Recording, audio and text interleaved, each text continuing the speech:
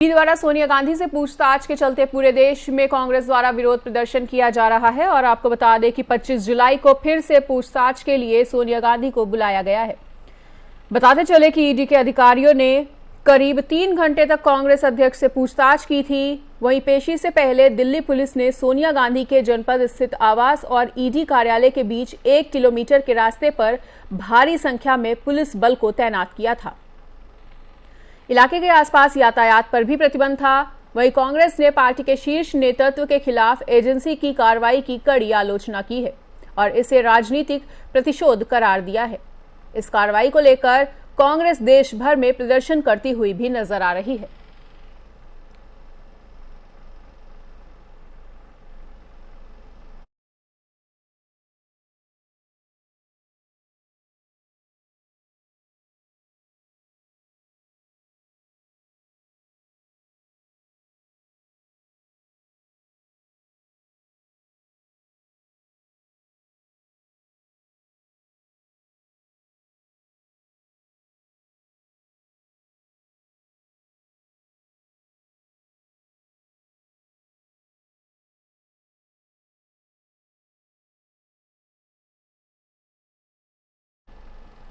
दिल्ली के तिहाड़ जेल में यासीन मलिक भूख की हड़ताल पर बैठा हुआ है और आपको बताना चाहेंगे कि दिल्ली के तिहाड़ जेल में बंद आतंकी संगठन जम्मू कश्मीर लिबरेशन फ्रंट का चीफ यासीन मलिक जेल के अंदर भूख हड़ताल पर बैठ गया है।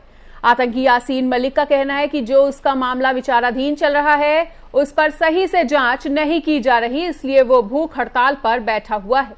जेल के आला अधिकारी भी यासीन मलिक से बात करने पहुंचे हैं, लेकिन उसने भूख हड़ताल छोड़ने से मना कर दिया है।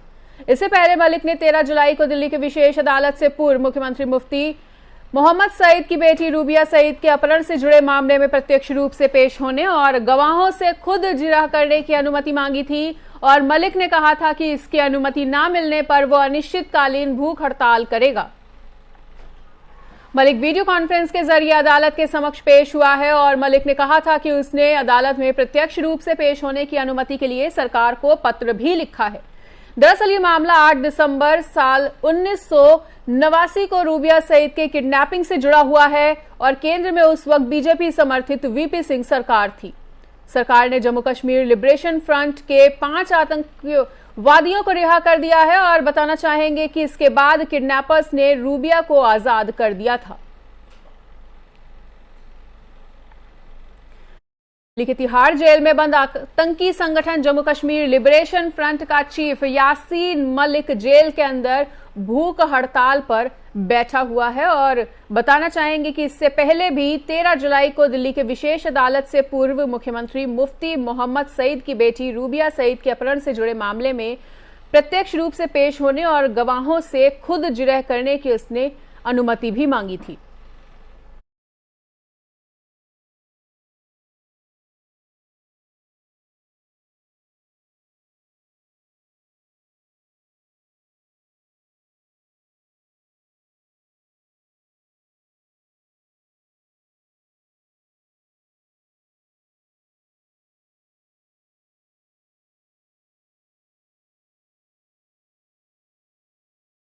सुप्रीम कोर्ट ने कर्नाटक के पूर्व मुख्यमंत्री बीएस येदियुरप्पा को शुक्रवार को बताना चाहेंगे कि बड़ी राहत दी है और सुप्रीम कोर्ट ने भूमि की अधिसूचना जारी करने से संबंधित भ्रष्टाचार के एक मामले में बीएस येदियुरप्पा के खिलाफ कर्नाटक हाई कोर्ट के 2020 के आदेश पर अंतरिम रोक लगा दी है। हाई कोर्ट ने येदियुरप्पा के खिलाफ भ्रष्टाचार निवारण कानून के तहत दर्ज एक आपराधिक शिकायत को रद्द करने से 22 दिसंबर 2020 को इनकार कर दिया था। वहीं येदियुरप्पा के फरवरी 2006 से अक्टूबर 2007 तक उप मुख्यमंत्री रहने के दौरान भूमि के कुछ हिस्से को गैर अधिसूचित करने और उद्यमियों को आवंटित करने का उन पर आरोप लगाया था। प्रधान न्यायाधीश एन.वी. रमन, न्यायमूर्ति कृष्ण मुरारी और न्यायमूर्ति हिमा कोहली को पीठ ने हाई कोर्ट के आदेश के खिलाफ येदियुरप्पा की अपील पर कर्नाटक लोकायुक्त पुलिस और वासुदेव रेड्डी को भी नोटिस जारी किया। वहीं कर्नाटक के पूर्व मुख्यमंत्री बीएस येदियुरप्पा के वकील ने दलील दी कि कर्नाटक हाई कोर्ट ने 2015 में इसी मामले में सह आरोपी रघुनाथ विश्व देशपांडे के खिलाफ प्राथमिकी रद्द कर दी थी। इसके साथ ही येदियुरप्पा के खिलाफ जांच अवैध निकली और न्यायिक प्रक्रिया के दुरुपयोग के समान थी। कर्नाटक लोकायुक्त पुलिस ने रेड्डी की ओर से दायर एक निजी शिकायत पर 21 दिसंबर 2015 को भ्रष्टाचार निवारण कानून के प्रावधानों के तहत प्राथमिकी दर्ज की थी।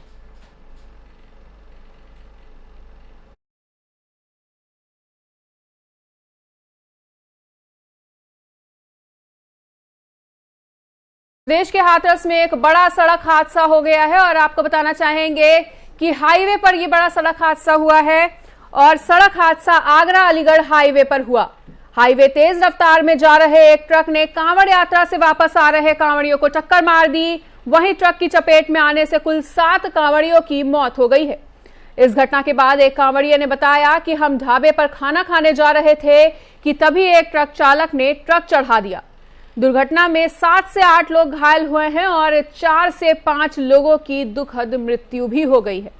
ये लोग ग्वालियर जा रहे थे और इस घटना की जानकारी हाथरस में आगरा जोन के अपर पुलिस महानिदेशक राजीव कृष्ण ने दी है। अपर पुलिस महानिदेशक ने बताया कि कांवड़ियों का एक जत्था हरिद्वार से ग्वालियर वापस जा रहा था और इस दौरान ये दुर्घटना आगरा अलीगढ़ हाईवे पर हो गई।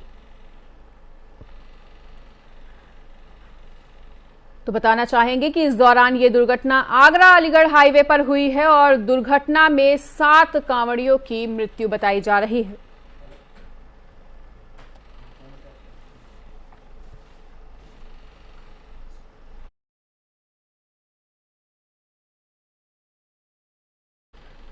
तो ये बड़ी खबर हमने आपको बताई उत्तर प्रदेश स्थित हाथरस से, जहां आगरा अलीगढ़ हाईवे पर यह बड़ा सड़क हादसा हुआ है और हाईवे पे तेज रफ्तार का कहर भी देखने को मिला, जहां तेज रफ्तार में जा रहे एक ट्रक ने कांवड़ यात्रा से वापस आ रहे कांवड़ियों को टक्कर मार दी। ट्रक की चपेट में आने से कुल 7 कांवड़ियों की मौत बताई जा रही है और इस घटना के बाद एक कांवड़िये ने यह भी बताया कि जब वो ढाबे पर खाना खा रहे थे तो उसी वक्त एक ट्रक चालक ने उन पर ट्रक चढ़ा दिया और दुर्घटना में करीब 7 से 8 कांवड़िये घायल भी बताए जा रहे हैं।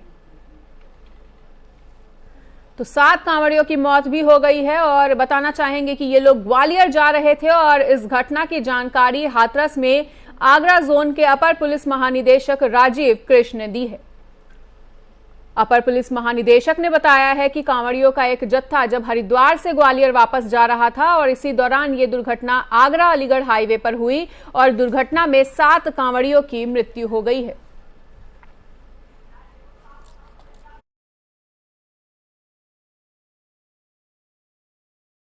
जानकारी देने के लिए हाथरस से हमारे संवाददाता अखिलेश जुड़ चुके हैं। तो अखिलेश, एक बड़ा सड़क हादसा हुआ है जिसमें 7 कांवड़ियों की मौत हो गई है, बेहद दुखद दुर्घटना। जी, आपको बता दें पूरा मामला NH 93 का है। जी, कोतवाली सादाबाद क्षेत्र के आगरा मार्ग के बड़ा चौराहा का है, जहां पर एक यंत्र तेज घटे डंपर लोडर ने कांवड़ियों के एक जत्थे को रौंद दिया है, जिसमें 5 कांवड़ियों की मौके पर मौत हो गई है और 2 गंभीर रूप से घायल हो गए हैं। जी, तो अखिलेश, ये भी जानना चाहेंगे कि अभी कितने कांवड़ियां अस्पताल में भर्ती हैं और उनकी स्थिति कैसी बनी हुई है? जी, दो गंभीर रूप से घायल हुए, उनको SN मेडिकल कॉलेज आगरा के लिए भर्ती रेफर कर दिया गया है, जहां पर उनका उपचार चल रहा है। जी, और अखिलेश, क्या किसी से बातचीत हुई है, क्या कुछ जानकारी हुई है कि किस तरह से ये घटना घटित हुई? देखिए, AD जोन आगरा राजीव कृष्ण का कहना है कि रात में तकरीबन 2 बजे का पूरी घटना है, जहां पर कांवड़ियों का जत्था हरिद्वार से मध्य प्रदेश जा रहा था, जिसमें एक अंतर डंपर ने उनमें जत्थे को रौंद दिया, जिससे मौत हो गई। और अखिलेश, इस पूरे मामले में पुलिस प्रशासन का क्या कुछ कहना है, कुछ जानकारी मिल पा रही है? जी, इससे पूर्व भी घटना हो चुकी है, एक हादसा से पहले ये घटना हुई थी जिसमें एक कांवड़िये की मौत हो गई थी और इससे मुख्यमंत्री ने भी मुख्यमंत्री ने कानूनी सुरक्षा व्यवस्था के लिए आदेश प्रशासन को दे रखा है, फिर भी हाथरस की पुलिस सुरक्षा व्यवस्था की नजर नहीं आती। ठीक है अखिलेश, इस तमाम बातचीत के लिए आपका बहुत बहुत शुक्रिया।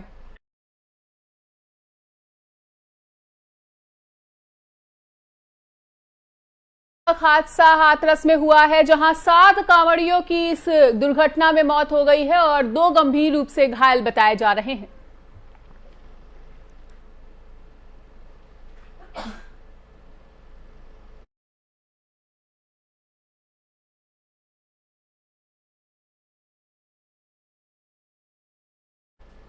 देश भर में कोरोना की रफ्तार एक बार फिर से बढ़ती हुई नजर आ रही है और बताना चाहेंगे कि जिस तरह से लापरवाहियों का सिलसिला जारी रहा, ऐसे में फिर से कोविड-19 के संक्रमण का बढ़ना लाजमी है। बताना चाहेंगे कि देश भर में कोरोना वायरस संक्रमण के मामलों में एक बार फिर से उछाल देखा जा रहा है और बीते कुछ दिनों से कोविड-19 संक्रमण के मामले तेजी से सामने आए हैं। फिलहाल राहत की बात यह है कि कोरोना संक्रमण से उबरने वाले लोगों की संख्या में भी बढ़ोतरी देखी गई है और इसी बीच महाराष्ट्र में ओमिक्रॉन के सब वेरिएंट BA.5 से संक्रमण के मामले देखे गए हैं। महाराष्ट्र के स्वास्थ्य विभाग ने जानकारी दी है कि 2 लोगों को ओमिक्रॉन के सब वेरिएंट BA.5 से संक्रमित पाया गया है और बताना चाहेंगे कि दोनों मरीजों के सैंपल को NIV पुणे भेजा गया था। बताया जा रहा है कि दोनों संक्रमित महाराष्ट्र के बाहर से हैं और फिलहाल पेशेवर कारणों से वो पुणे के ग्रामीण इलाकों में रह रहे हैं। स्वास्थ्य विभाग के अनुसार दोनों को दुबई से लौटते समय पुणे एयरपोर्ट पर नियमित जांच में कोरोना पॉजिटिव पाया गया था। वहीं स्वास्थ्य विभाग ने आगे कहा है कि फिलहाल दोनों ही संक्रमितों के मामले में उनमें किसी प्रकार के कोई लक्षण नजर नहीं आए हैं और वो आइसोलेशन के दौरान पूरी तरह से ठीक भी हो चुके हैं। तो एक बार फिर कोरोना की रफ्तार देश में बढ़ती हुई।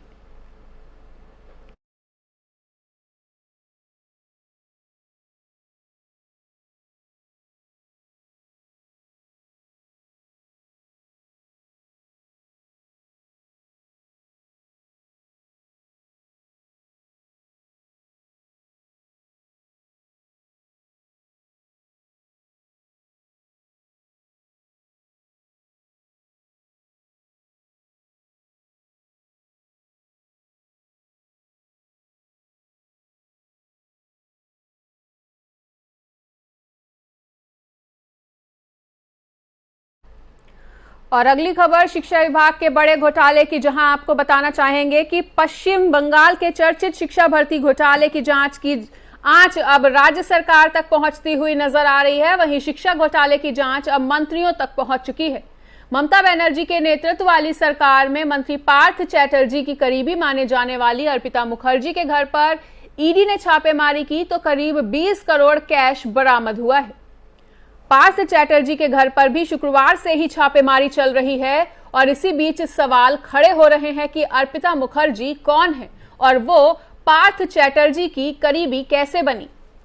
ईडी की रेड से सुर्खियों में आई अर्पिता मुखर्जी की बात करें तो वो बांग्ला फिल्म इंडस्ट्री में काम कर चुकी हैं। हालांकि बेहद कम समय के लिए अर्पिता मुखर्जी ने अपने फिल्मी करियर में ज्यादातर साइड रोल ही किए हैं।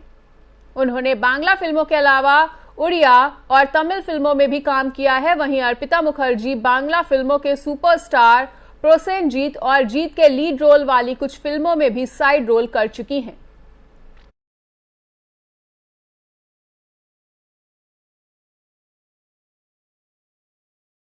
और फिलहाल इसी के साथ इस वक्त के बुलेटिन में इतना ही। प्रदेश और दुनिया की बाकी खबरों के लिए देखते रहिए FM न्यूज।